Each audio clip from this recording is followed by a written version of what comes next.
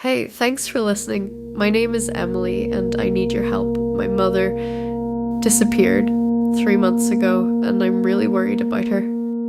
I found her diary hidden in her bedroom and it's filled with some really bizarre stuff. I'm going to read it to you now and hopefully you might find something I've missed or have an idea about what happened to her. This is my mom's story, just as she wrote it. Growing up, I was always the kid who would explore the creepy abandoned house at the end of the block, the one who would go into the woods at night just for the thrill of it. But now, I can't sleep without the lights on, and I double check every lock before I go to bed. It started about 3 months ago. I came home from work one evening to find my front door slightly ajar. I hesitated, listening for any sound from within. The neighborhood was quiet, almost eerily so. With my heart pounding, I pushed the door open and stepped inside. Nothing seemed out of place. No drawers pulled open, no signs of forced entry. I chalked it up to my own carelessness. Maybe I had forgotten to close it properly in the rush to get to work that morning. A few nights later, I woke up around 2 a.m. to a soft sound.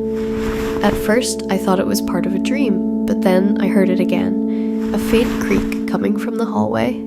I sat up in bed, straining to hear. There it was again, closer this time. My bedroom door was open just a crack, and through the gap, I thought I saw a shadow move. I grabbed my phone and shone its flashlight towards the door, but the hallway was empty. My heart was racing, but I convinced myself it was just my imagination. Maybe the house was settling or something. I tried to go back to sleep, but every sound kept me on edge.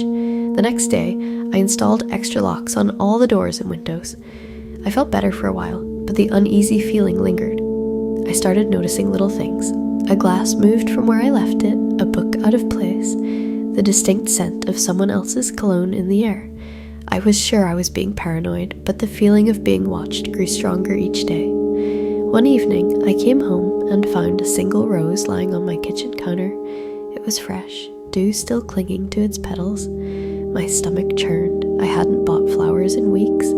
The doors were still locked and the windows were secure. There was no way someone could have gotten in. I called the police, but they found no signs of forced entry and suggested it might have been a prank. That night, I slept with a knife under my pillow. At around 3 a.m., I woke up to the sensation of someone watching me.